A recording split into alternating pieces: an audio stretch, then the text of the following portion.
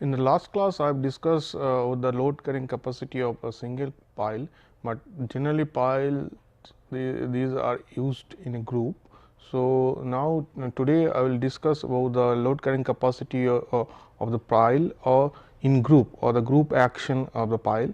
Then I will discuss the other method by which we can determine the load carrying capacity of the pile. Now, first I will discuss about the group action of the pile. So, in the group action of the pile,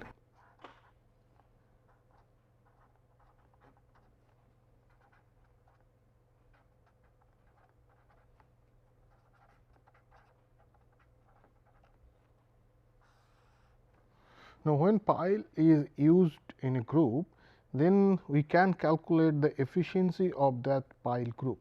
Now, that efficiency, if we write that this is the efficiency of group or the group efficiency,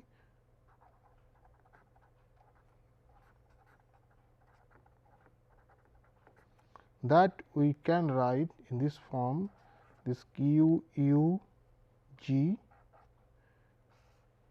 divided by N into Q U. Now, where Q U G is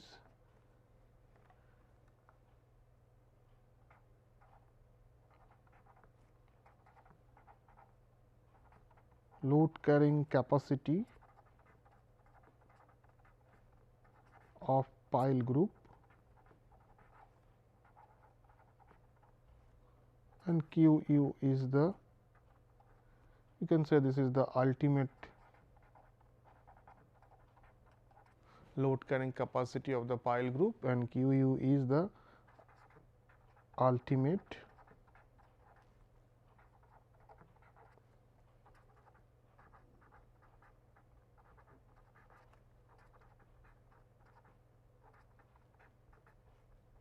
of single pile, and N is the number of piles. So, that means is here N is the number of piles in the group, Q U is the ultimate load carrying capacity of the single pile, and Q U G is the ultimate load carrying capacity of the pile group. So, here to get this group efficiency, you have to calculate the ultimate load carrying capacity of the pile in group, consider this pile as a whole, and then this Q use the single piles. Now, this now for this smaller spacing,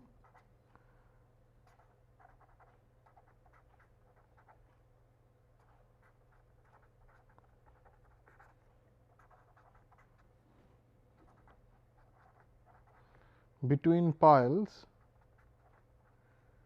generally efficiency or the group efficiency less than U 1 or less than 100%.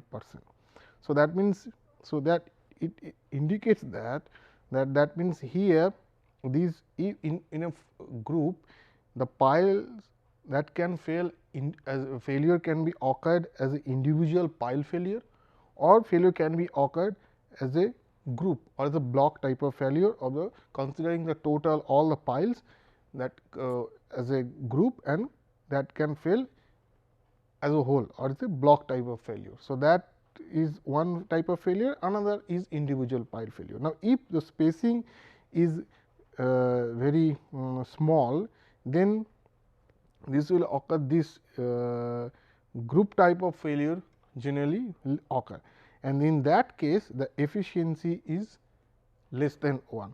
Now, for the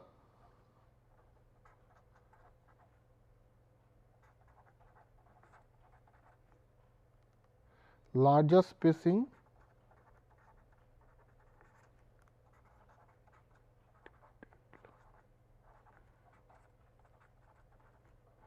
this group efficiency is equal to 1.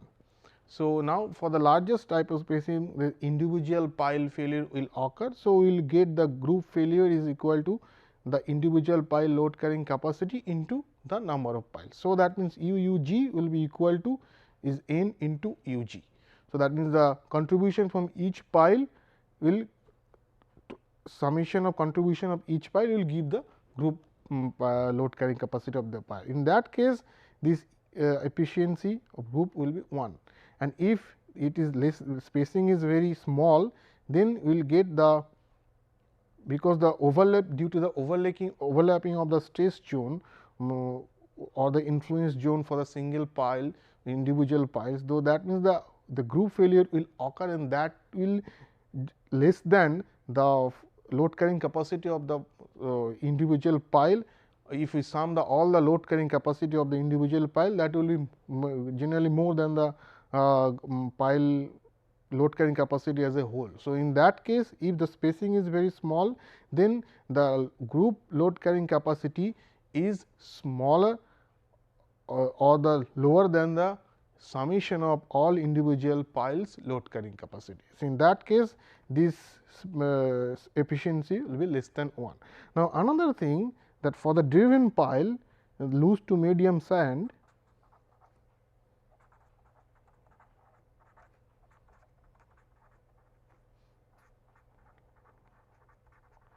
loose to medium sand, this efficiency can be greater than 1. This is because when pile is driven into a loose to medium sand, then sand become dense.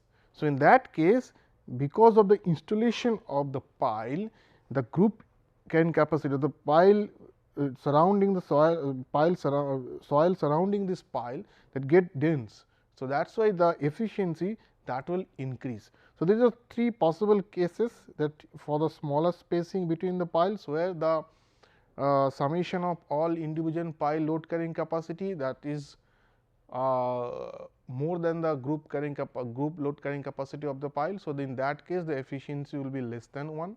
Now, if the largest spacing, in that case, basically the individual pile failure will occur, and if the spacing is very less, then the group type of the block type of failure will occur.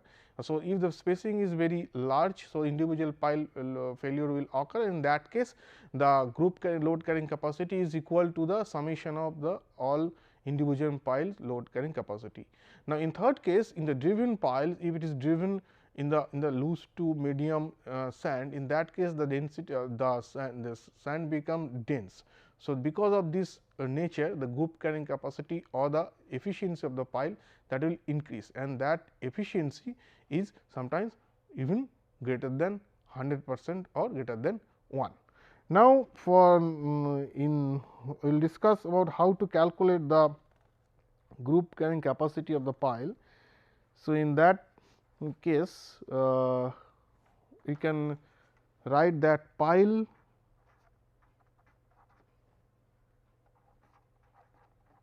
group in clay. First, we will calculate the group carrying capacity of the pile if it is in the clay. So, as I have mentioned, there are 2 types of failure. One is that block failure,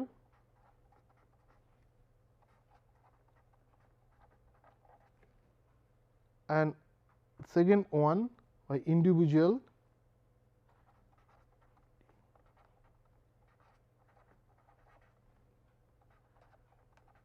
pile failure. So, those 2 types of failure will occur. If the spacing is generally more, spacing between the 2 piles are more, then this individual pile failure may occur, and if it is less, then the block failure will occur generally. But in then now for the another thing, that is the condition for the clay, that generally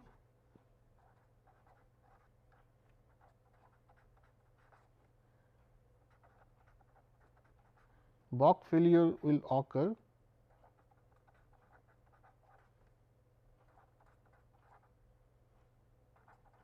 now if the spacing is less than 2 to 3 d. Now, if the spacing less than 2 to 3 d, d is the diameter of the pile, and if the largest spacing, the individual pile failure will occur. In that case, if we calculate U g, that is the group load carrying capacity of the pile, that is C u B at the base, then N C, then A B at the base, plus P into L into C U S. So, in that case here the similar to the individual this expression. So, this is the from the tip resistance and this is the frictional resistance. So, this is the tip resistance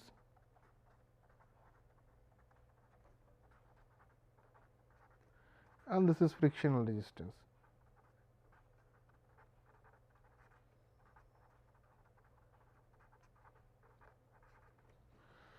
So, now we can write that C U B is the undrained strength of the soil at the base of the pile.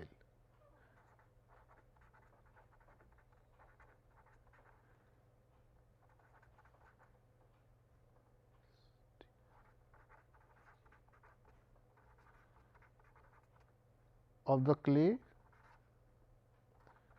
at the base of the pile.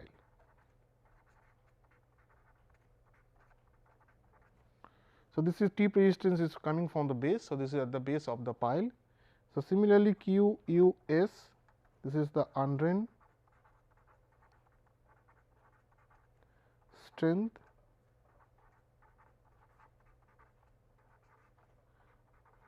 of the clay along the surface or length of the pile group or block. Or here also you can write this is pile group. Similarly, N C values we can write is equal to 9 like the single pile. Then we can write A B is equal to cross section area of the block. This is the cross section area of the block. L is the embedded length of the pile.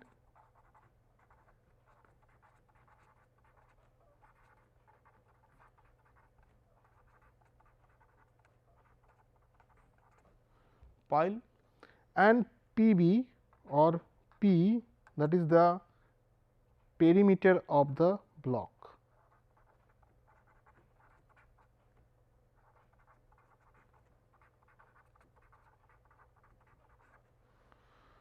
So, here this U G we are calculating by considering the block failure.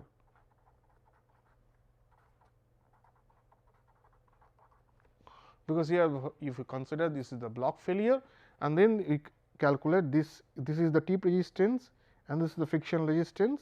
So, Q U B at the undrained shear strength at the base of the pile, N C is 9, A B is the cross section area of the block, P is the perimeter is the embedded length and Q is the undrained strength along the surface or the pile group or block. It is the same as the single pile. Now, if we can similarly we can write we can determine the or we can write the expression for the pile in the sand the same by using the same type of expression for the sand, because this is similar to the single pile but only the thing is the here the cross section area the expression are same. In the cross section area in case of single pile we have considered as the cross section area of the single pile. Here the cross section area we have to consider the block when you calculate the tip resistance. And similarly, in the calculation of the single pile friction resistance we use the area is the surface area of the single pile. Here you have to consider the surface area of the block, that means the perimeter and the length of the block. So, that is the only difference when you consider the group and the individual pile load carrying capacity.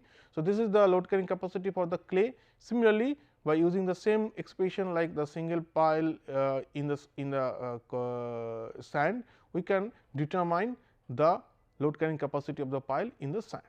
generally, and sometimes as I have mentioned that in the driven pile this efficiency is greater than 1. So, but when we design these things, we can consider that efficiency is equal to 1 and we can design.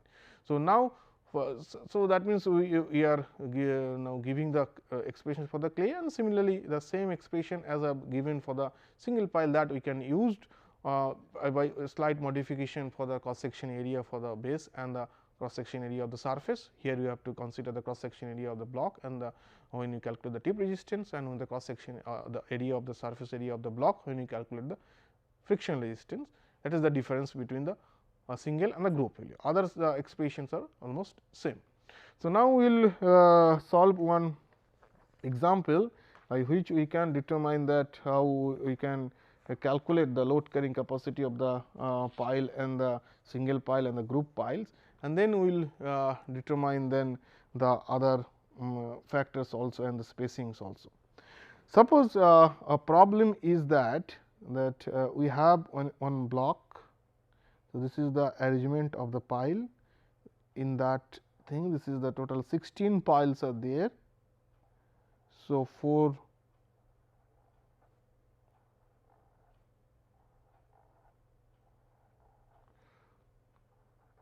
columns and 4 rows. So, total 16 piles.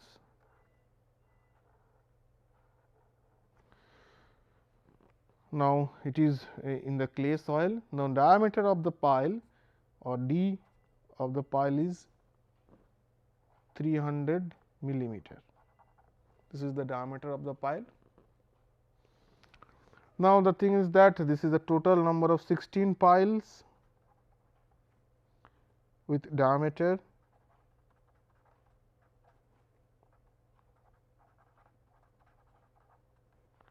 is 300 millimeter. Length of the pile or embedded pile is 10 meter.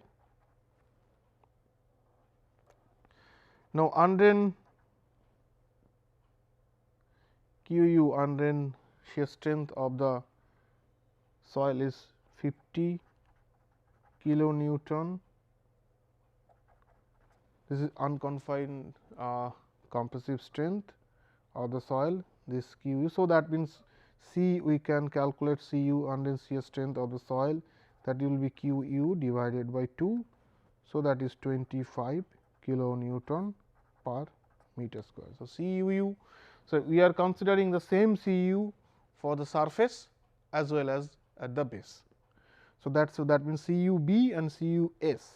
Similarly, Cub is equal to Cus equal to Cu equal to 25 kilonewton per meter square. So, Qu equal to 50 kilonewton per meter square, Cu will be Qu by 2, 25 kilonewton per meter square. Now, we have to determine the spacing. What will the spacing such that group efficiency will be exactly 1. Well, we can take any other value also. So, you can take the 0.9, 0.8. So, here we will design this thing such that the group efficiency will be exactly 1. What will be the spacing? So, as I mentioned that here we have to consider the single and as well as the block failure. So, this is the block basically for the group. So, suppose we consider this is the spacing between the space, this is S, and similarly this one is also S. This is S, this is S, this is S. Now, distance from this, because this is the center of the each pile. So, distance from this center to this edge is 0.15 meter. Similarly, this one is also 0.15 meter, as similarly this one is also 0.15 meter and this one is also 0.15 meter, because the total diameter is 0.3 meter. So, half of this is 0.15 meters. So, as we have calculate the group efficiency Q U G is N into Q U. Now, here our Q U G is 1, N is equal to 16, N is the number of pile. So, now if Q U G is equal to 1, so that means Q U, if efficiency is equal to 1. So, that means Q U G will be N into Q U, or Q U G equal to 16 into Q U. So, now first we will calculate the Q U G, and here another thing, the condition is that we can neglect the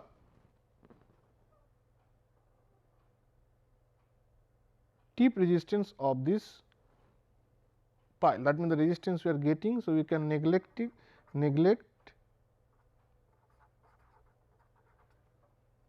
the bearing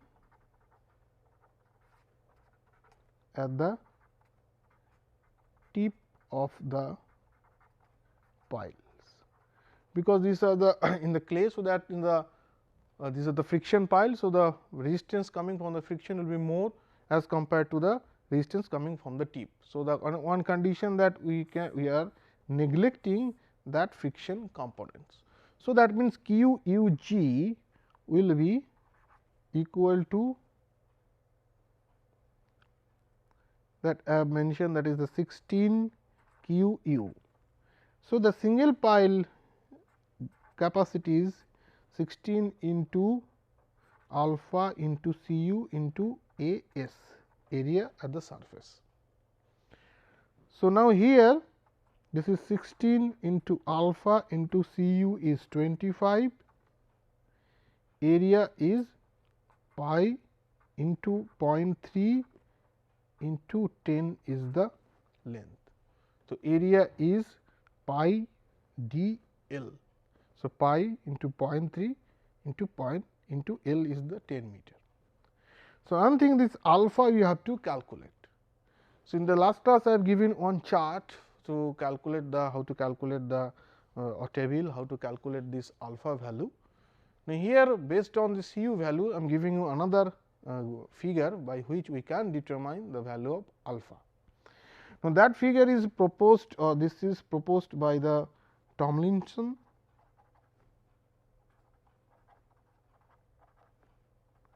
(1979), and this is for the driven pile.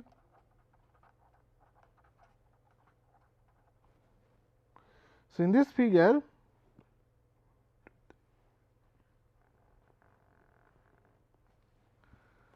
so this is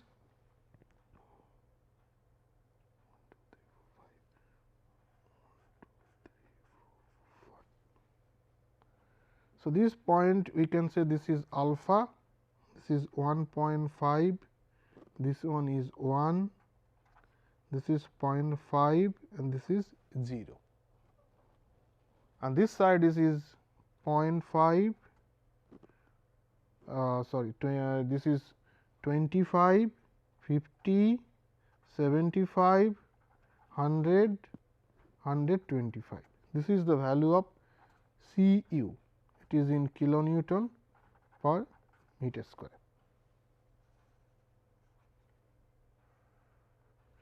So, the points that we are getting, so these are the points.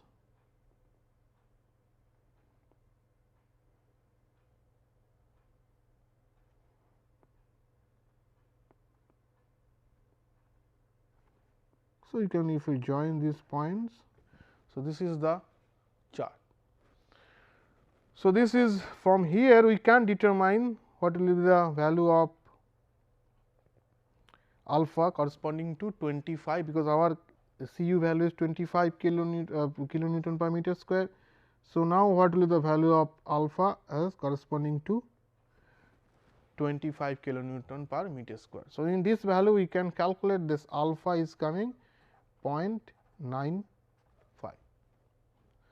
So, we can calculate the value of Q u g in terms of 16 into q u, and this is 16 into alpha is 0.95 into 25 is c u into pi into 0.3 into 10.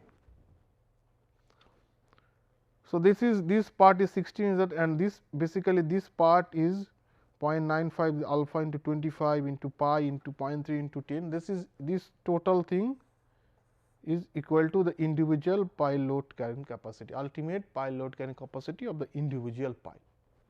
So, the total load carrying capacity is 3581.42 kilonewton. That is the load carrying capacity of the pile in group. So, here all the calculations we are doing for the compressive load carrying capacity of the pile. So, next one we can calculate this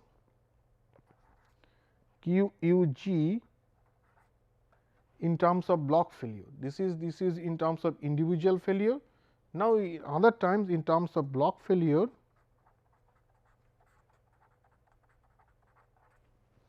we can write this is P perimeter into L into C u.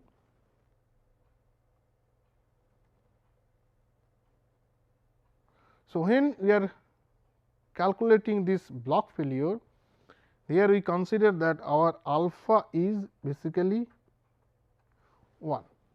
The reason is that here is the alpha is the addition. So, that means this here the addition you are, this is the addition factor, and this addition you are considering when it is a single pile, that means here the addition is between the pile surface and the soil. So, that is why you have to consider alpha value, because here two different materials we are considering. This is the pile different materials and the soil is another different materials. But when you are considering the block as a block failure, so there these blocks, this side, this is the interaction between the soil and soil. So, both the same material, that is why you are considering here when you consider this block failure, you consider alpha equal to 1. But when you consider the individual pile failure, that is the interaction between the pile surface or pile material and the soil. So, that is two different material, that is why you consider different alpha value, but here interaction between the two same soil, here we will consider the alpha equal to 1, because it is the interaction between soil and soil when it is a block. So, now here we can write this P is the perimeter is 4 into 3 s, because if I look this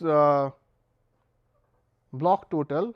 So, here we are considering the block failure, this most of the surface here interaction is soil to soil, but for individual piles the interaction between soil and pile. So, that is we are considering alpha in the block, but the side one is 3 s plus 0.15 plus 0.15. So, 3 s plus 0.3 is one side, another is also 3 s plus 0.3, because here it is a square type of arrangement. So, that means we can write the perimeter is 3 s plus 0.3 into 4, because this is one side, another 4 side, into L into 25. So, this is 3000 s plus 300. Now, for efficiency is equal to 1, we can write that 3000 s plus 300, that is equal to 3581.42.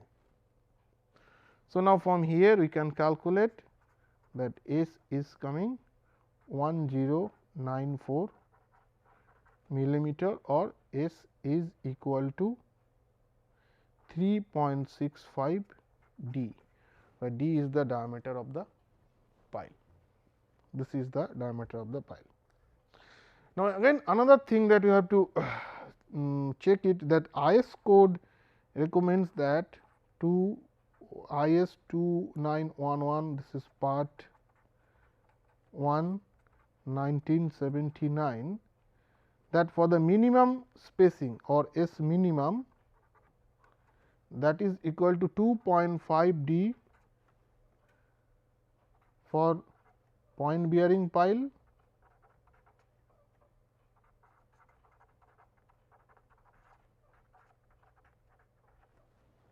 piles and equal to 3 d for friction pile.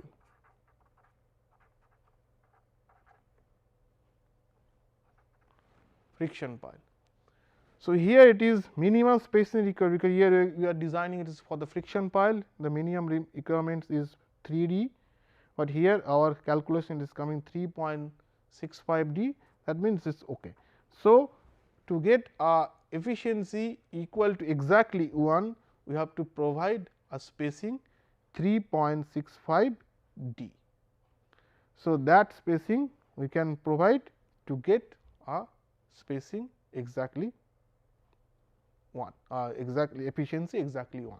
Now, if we want to design it for the different efficiency, then you have to put that value and then corresponding spacing you have to calculate. So, first we assume the diameter, that diameter we choose, and based on that we can determine what would be the spacing required to get a particular amount of efficiency, group efficiency. So, in the next section I will discuss about this. These are the, so in the first class I have mentioned about the 4 different ways by which we can determine the load carrying capacity of the pile. The first one by the static expressions or the formulae, that part I have finished.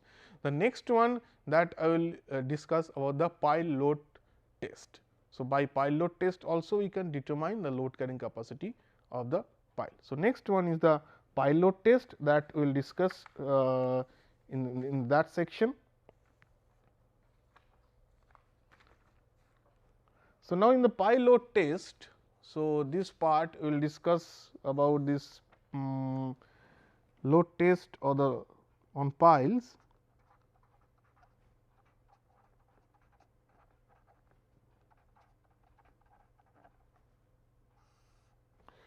So, by pile load test also we can determine the load carrying capacity. Now, this is basically this again this pile load test or any field test, it is suitable for cohesionless soil. Now, here we will do the different types of pile load test we can perform. One is compression test, one is pull out or tension test, and one is lateral load test. So, here we will discuss about the compression test, how we can do the compression test to determine the load carrying capacity of the pile. So, here basically you are discussing the compression test.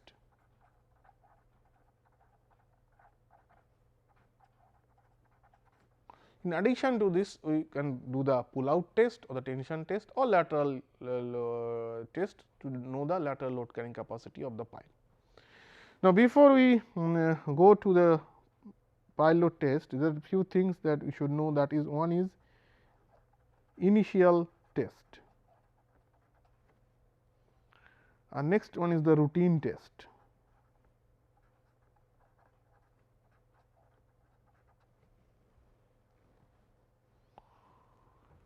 So, initial test on term, that is, this is carry out on the test pile, this is the carry out on the test pile to estimate the allowable load carrying capacity of the pile or to know the settlement of the pile corresponding to the working load.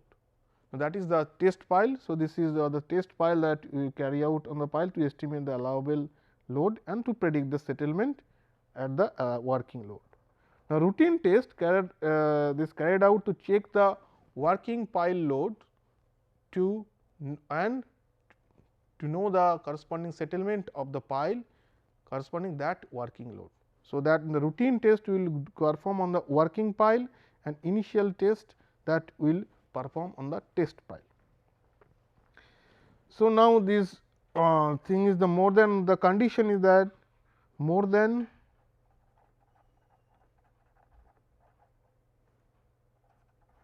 200 piles,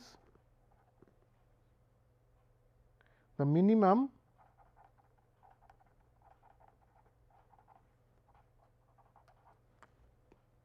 two tests is required. So, more than 200 piles, minimum 2 initial tests is required, and for the routine test this minimum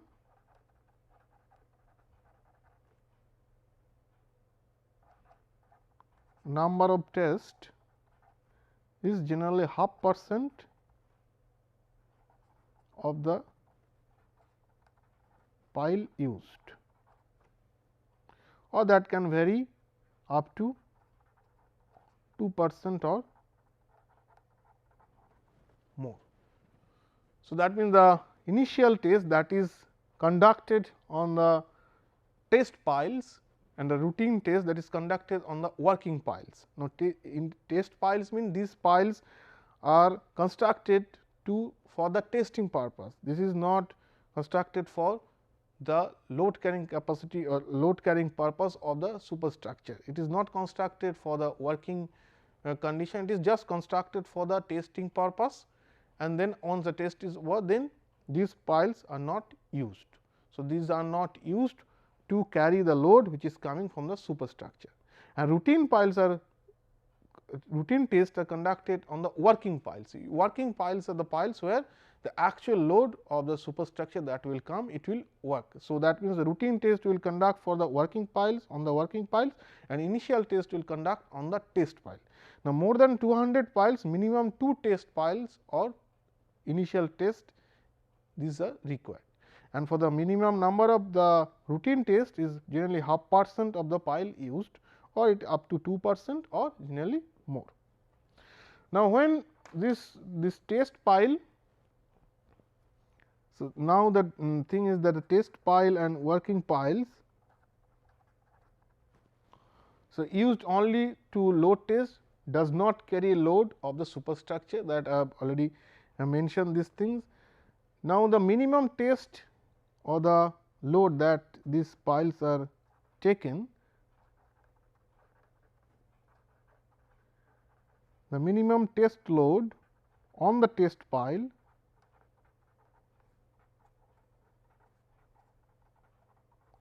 that is equal to 2 times the safe load. The minimum test load on the test pile is 2 times the safe load. So, this safe load we can determine by using the static expression that I have already explained. So, now these load tests are attain a value of this load test is generally 2 to the safe load, or the load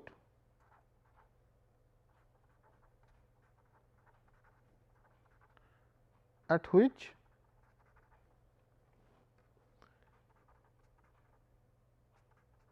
the total settlement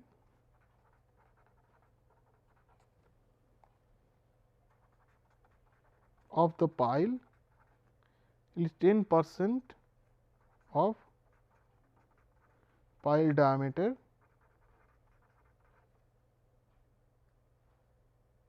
in case of single pile and 40 millimeter in case of group pile.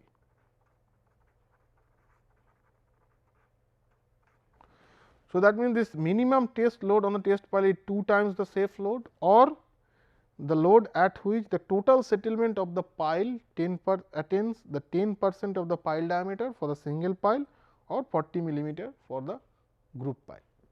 Similarly, for the working piles, that means the routine test,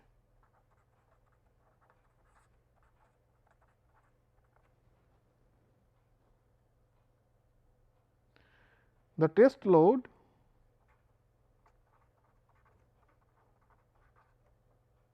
is generally up to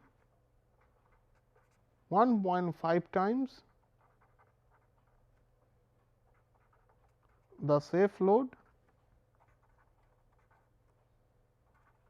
or the load at which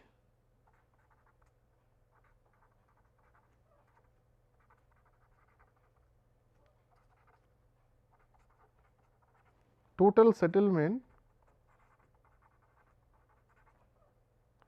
is 12 millimeter, again for the single pile,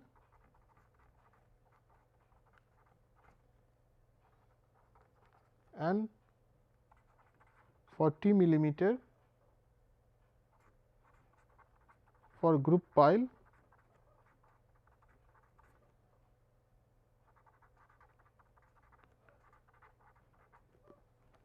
whichever is lesser. Here also this is also whichever is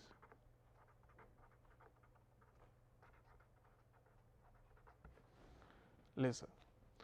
So, that means these are the all the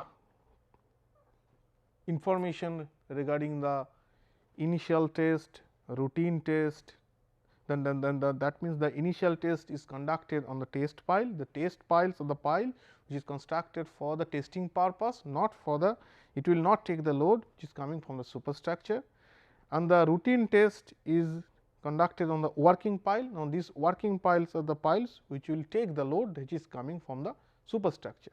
Now, more than 200 piles, minimum 2 test piles are required, initial test that is required, and minimum number of tests is 0.5% for the pile used, the routine test, or 2% and more. In the test pile, the minimum test load is 2 times the safe load or the load at which the settlement attains a value of 10% of the diameter for single pile, or and 40 millimeter for the group pile, whichever is lesser.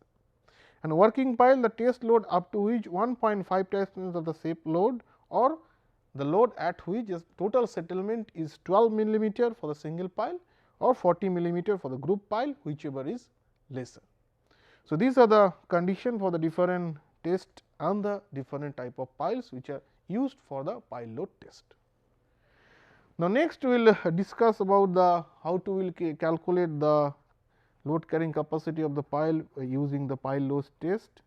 This 2911, this is part 4, 1979. So, this IS code, according to this IS code, now load is applied on the RCC cap over the pile and the applied with an increment of 20% of the safe load, and corresponding settlement of the pile is recorded by using the at least 3 dial gauge attached in the pile cap.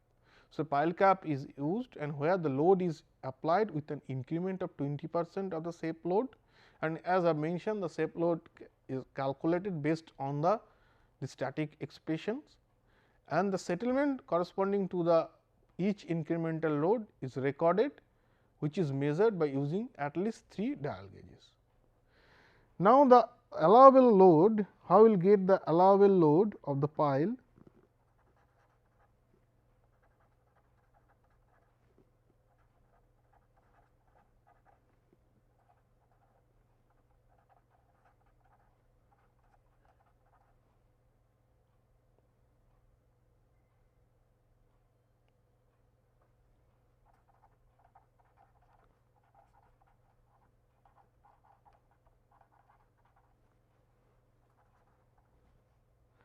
So, now how we can determine the allowable load on a single pile?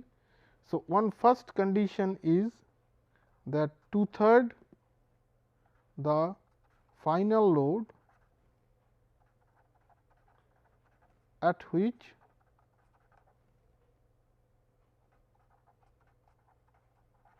total settlement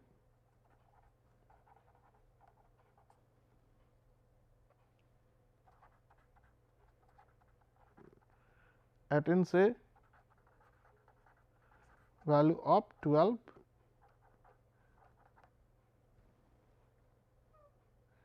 millimeter. So, if that means the 2/3 of the final load at which the total settlement attains a value of 12 millimeter.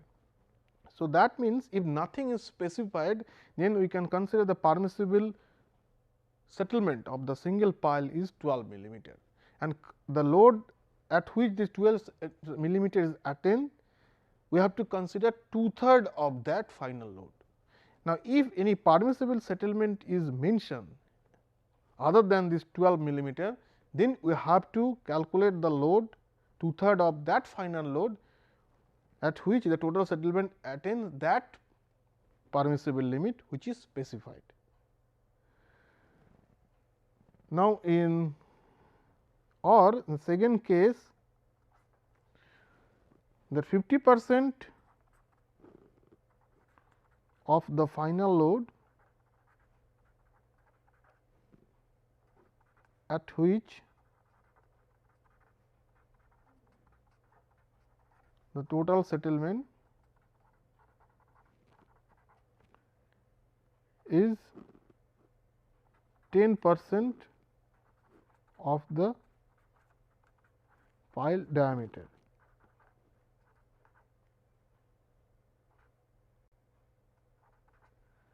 This is for uniform diameter pile.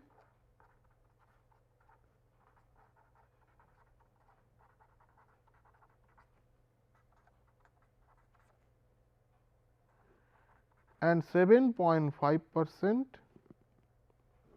of bulb diameter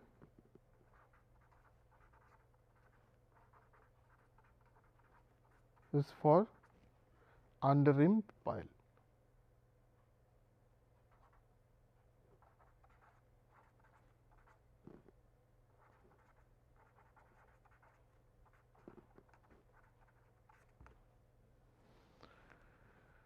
So, that means this the conditions is that one is first one and second one is the 50% of the final load at which the total settlement is 10% of the pile diameter for the uniform diameter pile and 7.5% of the pile diameter for under rim pile.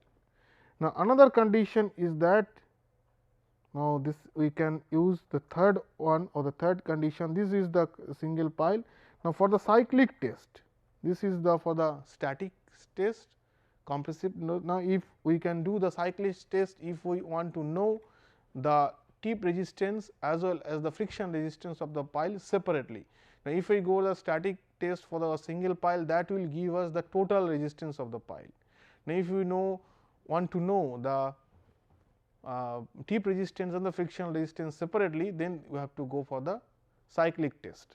Now, for the cyclic test,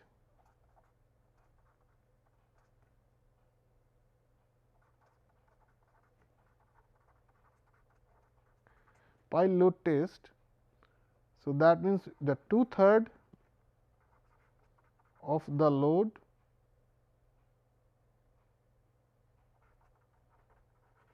final load at which the total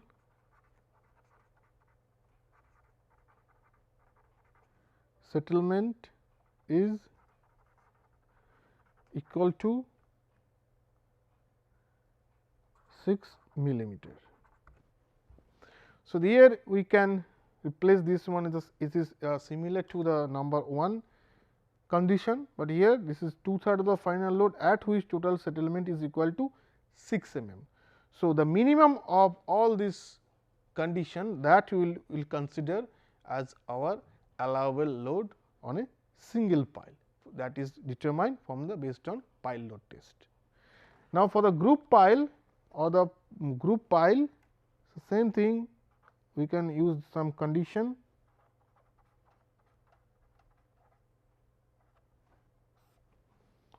So, that the first one is similar that the final load at which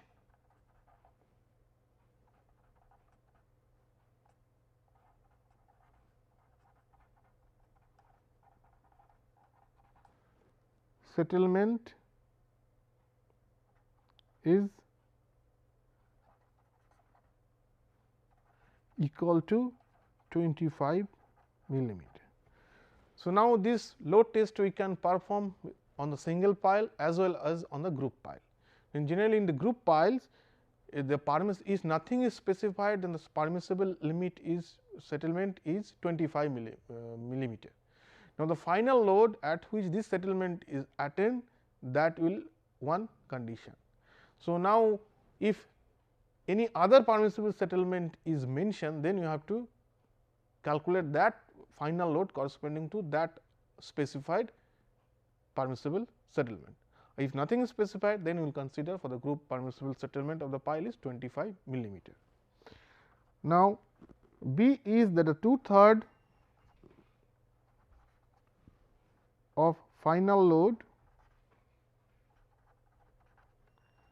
at which the total settlement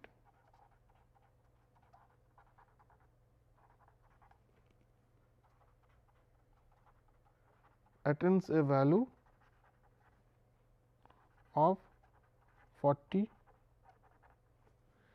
millimeter.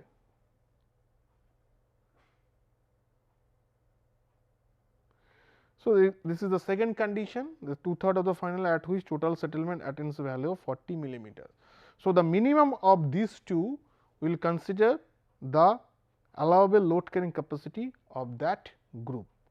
So, these are the conditions that you have to satisfy when you calculate, when you determine the load carrying capacity of the pile, single pile as well as the pile group. So, these are the conditions. So, I have discussed about the initial test, the routine test, then test pile and the working pile, and what are the conditions by which we can, by using those conditions, we have to determine the load carrying capacity of the single pile as well as the group pile. Now, this up to this we have discussed about the load carrying capacity of the pile. So, this will give us the total load carrying capacity of the pile or allowable load carrying capacity of the pile.